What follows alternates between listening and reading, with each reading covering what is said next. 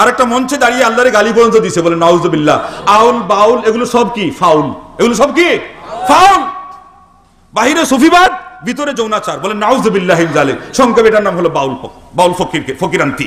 এরপর এটাকে মরমী সাহিত্য নাম দিয়েছে, তারপর এটাকে মানব ধর্ম নাম দিয়ে অনেকে চালায় দেয় ওই নজরুল জয়ন্তীতে এবং রবি ঠাকুরের ওই দিবস পালনের নামে দিয়ে। এটা মানব ধর্ম, এটা আমাদের রবি ঠাকুর এটাকে প্রমোট করেছিলেন এবং আমাদের সেই জাতীয় কবি তিনি নিজেকে এটাকে যথেষ্ট সাপোর্ট করেছেন। অতএব এটা মানব ধর্ম। এই মানব ধর্ম ইসলাম ধর্ম অপেক্ষা তার সম্মান অনেক অনেক ঊর্ধ্বে। আল্লাহ হাওলা ওয়ালা কুওয়াতা ইল্লা বিল্লাহ। ফিরিস্তারা একেবারে ছুটাই লাইব রে, আল্লাহর ফিরিস্তারা পাইলে কি করবো? গিরা ছুটাই লাইব। কথা কর, শক্তি পাইছস, কার কথা কার যে খেয়ে, আর এই এনার্জি দিয়ে আল্লাহর ধর্মকে অবমাননা করস, ভুলণ্ঠিত করস। এই মানব ধর্ম আবার কি রে? মানব ধর্ম যদি কোনো ধর্ম হয়ে থাকে, এটা শিক্ষা দিয়েছেন কে? নবী মুহাম্মদুর। মানুষের যে অধিকার আমার নবী অপেক্ষা পৃথিবীতে আর কেউ তুলে ধরতে পেরেছে? আজকে রবি ঠাকুরের নামে 1000 বাংলার শহীদুল্লাহ, ডক্টর শহীদুল্লাহর নাতনিরা কেমনে দাঁড়িয়ে গেলি তোমরা যে সবচেয়ে বড় কনফারেন্স তার সম্মানার্থে? সে তো জাহান্নামের কীট। আর বৈষ্ণব কবি চণ্ডীদাস বলেছে, শুনে হে মানব ভাই, সবার উপরে মানুষ সত্য, তার উপরে নাই। এটা হয়ে গেল মানব ধর্ম। সবার উপরে মানুষ যদি সত্য হয়, তো আল্লাহ গেলেন কোথায়? আর কইবেন নেই কোনো কথা। এই দিবস পালনে কোনদিন বের হবেন নি? এই যে দিবস পালন করতে বের হয়ে 6 বছরের মেয়ের শ্লীলা হরণ করে ফেলেছেন, ইন্না লিল্লাহি ওয়া ইন্না ইলাইহি রাজিউন। মেরে ফেলেছে, শেষ পর্যন্ত গলা টিপে ইজ্জত শেষ করেছে। এই পয়লা বৈশাখীর নামে, এই আপনার নববর্ষ পালন করার নামে এগুলো আসছে কাদের থেকে? এই বিজাতীয় ওই মানব ধর্মওয়ালারা, এরা নিয়ে আসছে। হিজবুত তৌহিদ নামে আরেকটা ভণ্ড বের হয়েছে, মোহাম্মদ হুসাইন, ওই পন্নির জামাই। শুধু ভণ্ডামি ছাড়ার কাছে কিছু নেই। আলিমদের দুর্নাম, ইসলাম ধর্মের দুর্নাম রটনা করে মানুষকে কি করতে চাচ্ছে? সে ধর্মান্তরিত করতে যাচ্ছে অন্য কায়দায়। আপনারা শুধু বলতেছেন কাদিয়ানি কাফির, কাদিয়ানি কাফির। এদের চেয়ে মারাত্মক হলো হিজবুত তৌহিদের এই শয়তানটা। কথা ঠিক না ঠিক? কারণ কাদিয়ানি তো এটা অনেক আগেই বলা হয়েছে কাফির, পাকিস্তান আমল থেকে বলে দেওয়া হয়েছে। এখন যদি কেউ এটাকে মেনে নেয়, এটা তার দোষ। এটার জন্য অত চিল্লানোর দরকার নাই। এটা তো আমরা বলবো মানা হয়ে গেছে, যা করার করে ফেলবেন, যা করার করে ফেলবেন। এরপরে করে এটা তো পাকিস্তান আমলে কাফির ফতোয়া দেওয়া আছে, আপনার বাবার আমলে কাফির ফতোয়া দেওয়া আছে। আপনি কি বলতে চান? কিছু চালাকি করার দরকার আছে না? নাই। এটা নিয়ে এত মিছিলের দরকার কি? যেগুলি এখন করা দরকার, এই যে মোহাম্মদ এই হুসাইন যেটা, এরপরে আপনার এই যে ডাক্তার মতিউর রহমান একটা কোরআন রিসার্চ ইনস্টিটিউটের নাম দিয়ে হাদিসকে অস্বীকার করে। হাদিসকে অস্বীকার করলে ঈমান থাকে? ওই জীবাণুতে যারা আক্রান্ত হয়েছে, করোনা ভাইরাসের চেয়ে আরো মারাত্মক ভাইরাস, এই আক্রান্ত হওয়ার পরেই তো সে বলতেছে, আরেকজন এসে কইছে যে যার শেষ কালিমা হবে লা ইলাহা ইল্লাল্লাহ, তার ঠিকানা হবে জান্নাত। এটা তো হাদিস তো না কয়, এটা বলে কোনো কথাই না। বলে নাউজুবিল্লাহি মিন যালিক। যেদিন ওর কাছ থেকে শিষ্যত্ব গ্রহণ করে আসছে, আইসা বলছে আমার 27 বছরের বিদ্যা যা না ছিল, স্যারের কাছে 3 দিনে আমি তার চেয়ে বিদ্যা শিখে গেছি। নাউজুবিল্লাহ। তোমার 27 বছরের বিদ্যা তাও যা ভুল শুদ্ধ মিক্স করে শিখছিলা, ওইটাও তুমি সব জলাঞ্জলি দিয়ে দিছো। কেন? এটা আহলুল কোরআন। ডাক্তার মতিউর রহমান কি আহলে কোরআনটা কি মুসলমান? আহলে কোরআনটাও মুসলমান না। তাহলে শুধু কাদিয়ানি কাফির বললে হবে? আহলে কোরআনদেরকে কাফির ঘোষণা করার দাবি জানাইতে হবে, হিজবুত তাওহীদদেরকে কাফির ঘোষণা করার দাবি জানাইতে হবে।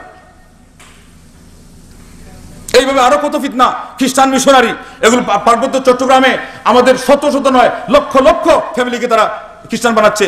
2030 পর্যন্ত তাদের টার্গেট হলো যে আপনার 20 লক্ষ মুসলমানকে তারা ধর্মান্তরিত করবে। বলেন ইন্না লিল্লাহি ওয়া ইন্না ইলাইহি রাজিউন। আমাদের খবরই নেই। খুতবা দিচ্ছে মসজিদে, ইমামতি করতেছে, কিন্তু সেও খ্রিস্টান, এবং মুসল্লিদেরকে যে খুতবা পড়ায় শোনায়, ওটাও খ্রিস্টান বানানোর প্রকল্প। বলেন ইন্না লিল্লাহি ওয়া ইন্না ইলাইহি রাজিউন।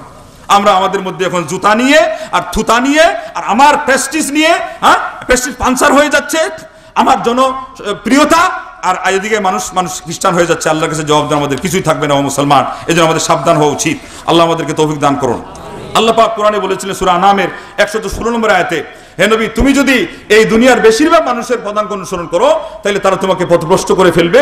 মোট কথা এটা হলো একটা ভুল মূলনীতি। মানুষ বেশি যেদিকে, আমাদের সমাজে এই কথা, এটা তো ব্যাখ্যা বলে বোঝানোর প্রয়োজন নাই। একটা হাদিসও বলে দেওয়া হয়েছে, আল্লাহ নবী নাকি কইছেন ইত্তাবিউ সাওয়াদ আল আযম। শুনেন, এটা খুব প্রসিদ্ধ কথা, আলেমরাই বেশি বলে, ইত্তাবিউ সাওয়াদ আল আযম, তোমরা বড় দলের অনুসরণ করো। এটা কি হাদিস কিনা এটা জানার দরকার আছে না নাই? অথচ আমাদের আশ্চর্যের বিষয় হলো একটা আলেম জিজ্ঞাসাও করে না, আর উনি যে বলেন উনিও কোনোদিন চিন্তাও করেন না এটা কোন কিতাব থেকে আমি কইলাম যে তোমরা বড় দলের অনুসরণ করো। আর এই অহংকারে আজকে আমাদের সমাজ তো ফেটে পড়েছে, আমরা বড় দল, এই জন্য অন্যদের দিকে তাকাই না।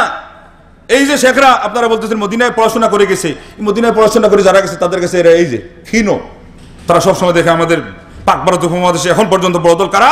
যারা মদিনার ইলমের উল্টা ইলম শিখছে। বেশ দেখবে কোনটা? অন্যান্য ইলম শিখছে। এটা আমি মন্ত্র কয়ে দেই, আপনারা সেখান থেকে ব্যাখ্যা নিয়ে নিন। আগে একটা মন্ত্র শুনছিলেন ইবনে খালদুনের, আমাদের সমাজ একটা মন্ত্র বানাইছে জানেন, কইছে কোরআন নাজিল হয়েছে মক্কা মদিনায়, কোরআন তিলাওয়াত হয়েছে মিশরে, কোরআন গবেষণা হয়েছে ভারতবর্ষে, কোরআনের উপর আমল হয়ে গেছে বলে বাংলাদেশে। এটা মন্ত্র, মন্ত্র। এই মন্ত্র অনুযায়ী তাইলে কোরআনের গবেষণার কেন্দ্র ভারত হয়ে গেল, আর মদিনার কোনো ইলমের কদর থাকলো? শেষ। বাস্তবে তারা এই কথাই মনে করে, মনে প্রাণে তারা বিশ্বাস করে এখন পর্যন্ত বেশিরভাগ। ওই বেশিরভাগের যে কথা আল্লাহ কোরআনে বললেন অনুসরণ করো না, সূরা নামের 116 নম্বর আয়াত, নিজের এটা ব্যাখ্যা দেখে নেন। আল্লাহর নবীকে আল্লাহ বলতেছেন যে উনিও যদি বেশির ফাঁদে পড়ে যান, বেশির পিছনে ছুটে যান, উনিও গুমরা হয়ে যাবে, ওনাকেই মানুষ গুমরা করে ফেলবে। কারণ কথাই তো বলে দোষের চক্রান্তে ভগবান বোধ, সাত নকলে আসল, আসল খাস্তা। এই জন্য বেশি দেখতে হবে না, আপনাকে কি দেখতে হবে? খাঁটি কোনটা? খাঁটি, খাঁটি সোনার দাম আছে, বেশি একটা কিছু দিয়ে দিল সস্তায়, আপনার বস্তা ভর্তি করে লাভ হবে না। তারপরে আল্লাহ রাব্বুল আলামিন বলছিলেন ও আমরুহুম শুরা বাইনাহুম, সূরার 38 নম্বর আয়াত, তার নবীকেই বলছিলেন যে ও শাওয়াবিরহুম ফিল আমর, তুমি তাদের সাথে পরামর্শ করে কাজ করো। সূরা আল ইমরানের 159 নম্বর আয়াত। আমরা আজকে এটা করিনি, না করার কারণে এই যে দেখেন, এই যে তারা নিজেরাই বলে যে আমরা মুরব্বীর কথা অনুযায়ী কাজ করি। তো এই যে আমাদের সমাজ এত বড় বিশৃঙ্খলার মধ্যে পড়ে গেল, এখন প্রায় মাহফিলে খালি একজন আরেকজনের ডায়লগ উচ্চারণ করে, আরেকজন জুতা পিটাপিটি করে। এগুলো হচ্ছে কি হচ্ছে না? মানে যে একটা জোয়ার আসছিল, যেভাবেই আসুক, সাধারণ মানুষ তো সরল মন নিয়ে আসছিল আগায়া, কিন্তু এখন তো আমরাই তাদেরকে দিচ্ছি কি তাড়াইয়া। তো এখন বড় মুরব্বীরা কই? মুরব্বীরা এখন সরকারকে শুধরাই ফেলবে, ভালো কথা। সরকারের ভুল যেটা, এটা ইসলামী পদ্ধতি অনুযায়ী আমরা আগে বলেছি কি বলি নাই?